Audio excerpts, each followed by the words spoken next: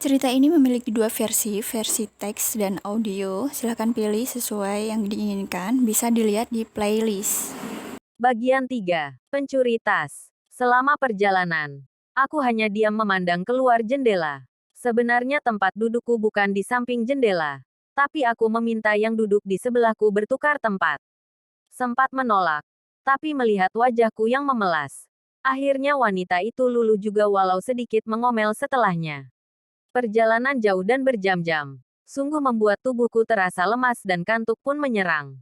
Namun, saat mata terpejam, sekelebat ingatan kejadian malam terkutuk itu terlintas begitu saja. Berkali-kali, hingga membuatku tak ingin memejamkan mata lagi. Rasa takut telah mengungkung. Takut saat aku terlelap. Seseorang akan melakukan hal itu lagi. Aku tersentak saat seseorang menyentuh bahuku. Ternyata, tanpa sadar aku tertidur dan sekarang, bus sudah berhenti. Seorang kakek tersenyum memberitahukan bahwa sekarang sudah sampai Jakarta. Aku melihat sekitar. Orang-orang berbondong-bondong turun. Kakek itu pun akhirnya pergi dan turun dari bus karena aku hanya diam. Masih remang-remang di luar. Setelah menggendong ransel, aku segera turun dari bus. Suasana terminal. Sepagi ini sudah ramai pedagang keliling berbagai jenis. Menawarkan dagangannya ke orang-orang yang baru sampai. Seorang lelaki parubaya menawarkan ojek. Tapi aku menggeleng dan buru-buru menjauh. Sekarang apa? Aku harus menunggu di mana? Apa yang harus kulakukan? Sekitar setengah jam aku menunggu. Berdiri tak jauh dari pemberhentian bus. Suasana terminal semakin ramai walau matahari baru saja terlihat. Menoleh ke sana kemari tanpa tahu seperti apa orang yang akan menjemputku. Rasa haus membuatku pergi ke warung tak jauh dari tempat berdiri tadi. Memesan teh hangat dan membeli donat.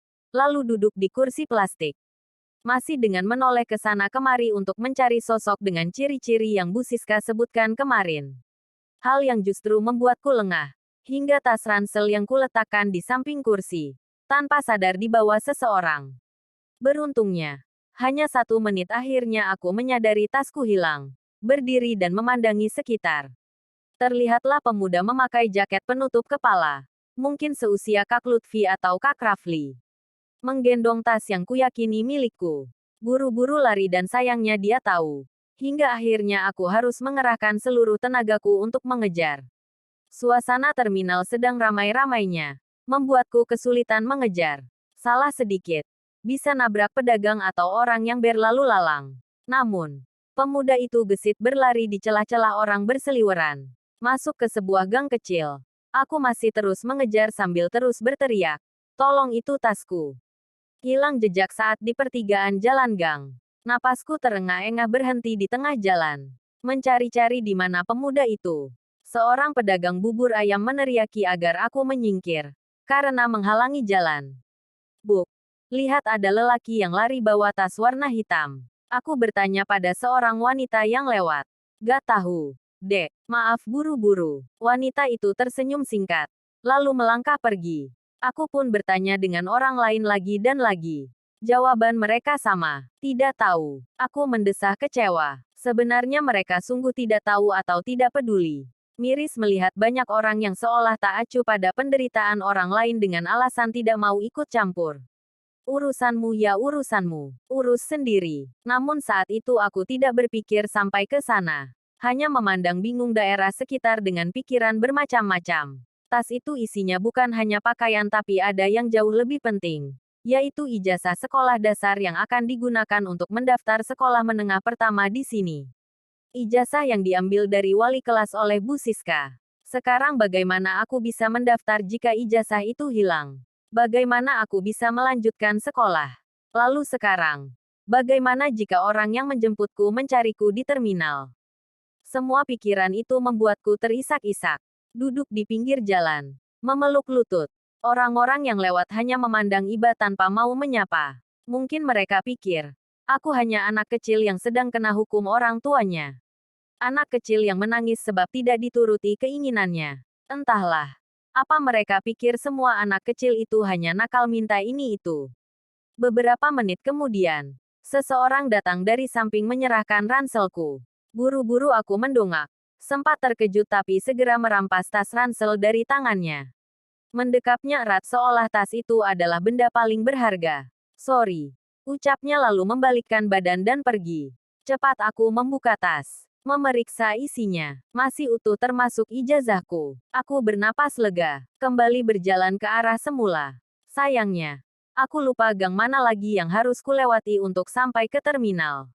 Salah jalan. Aku memilih gang yang justru mempertemukanku pada segerombolan lelaki yang sedang berjudi. Buru-buru aku membalikkan badan. Masih dengan merangkul ransel erat-erat. Aku melangkah cepat. Buru-buru amat. Neng. Satu lelaki mengejar lalu menghadang. Membuatku memekik ketakutan dan mundur. Ya Tuhan, bukankah selama ini aku sudah sangat biasa dengan para lelaki yang sedang berjudi? Bukankah aku selalu bersikap tak acuh pada pemuda-pemuda yang menggoda? Lalu sekarang, kemana semua keberanianku? Seolah tercabut begitu saja setelah kejadian malam terkutuk itu. Bahkan sekarang, saat dihadapkan lelaki seperti ini, tubuhku bergetar hebat dan hampir menangis.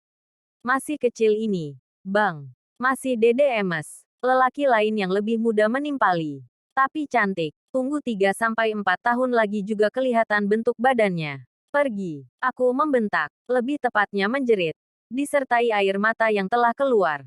Yah galak bener si kecil-kecil. Lelaki itu hendak menyentuh daguku. Tapi ku bentak lagi. Hingga ditertawakan oleh para lelaki yang duduk berjudi di sana. Lalu disusul seruan-seruan ledekan. Jangan. Bang. Seseorang menghentikan gerakan usil tangan lelaki itu. Kedua lelaki yang menggodaku menoleh. Kenapa? Lu mau juga? Kagak. Bang. Dia adek saya. Tolong lepaskan. Adek. Mereka berdua serempak tertawa. Adek ketemu gede maksudnya. Iya. Bang. Dia adek saya. Maaf ya. Bang. Setelah itu menatapku. Ayo sini. Pulang. Aku menelan ludah. Menatap tak mengerti pemuda yang tadi mencuri tasku dan mengembalikannya lagi. Tatapannya menyiratkan agar aku segera mendekat. Karena tidak mau terlalu lama digoda oleh dua lelaki itu. Akhirnya aku melangkah cepat menghampiri dan berdiri di belakang punggungnya. Sekali lagi maaf ya, Bang. Ucapnya lagi dan menarik tanganku untuk pergi tapi ku tepis langsung. Ia sempat melotot. Tapi tak kupedulikan dan berjalan lebih dulu dengan langkah cepat. Di sana. Masih terdengar seruan-seruan entah apa. Hei tunggu. Pemuda itu berseru.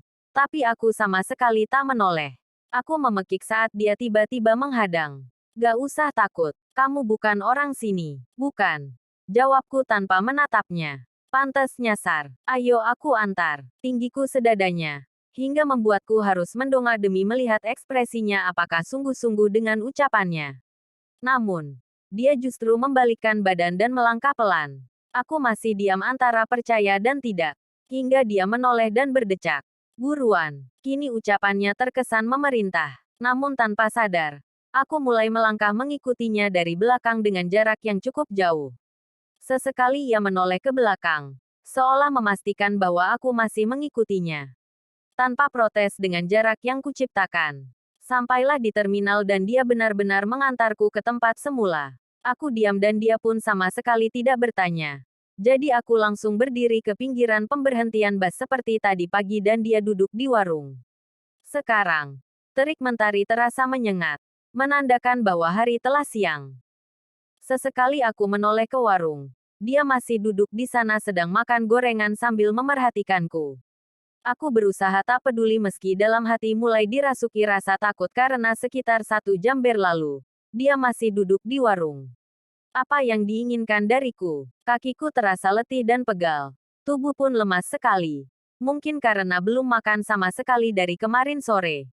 Aku memilih berjongkok. Mengusap peluh di pelipis dengan tangan. Masih dengan wajah lelah aku memandangi sekitar. Berharap segera ada yang menjemput.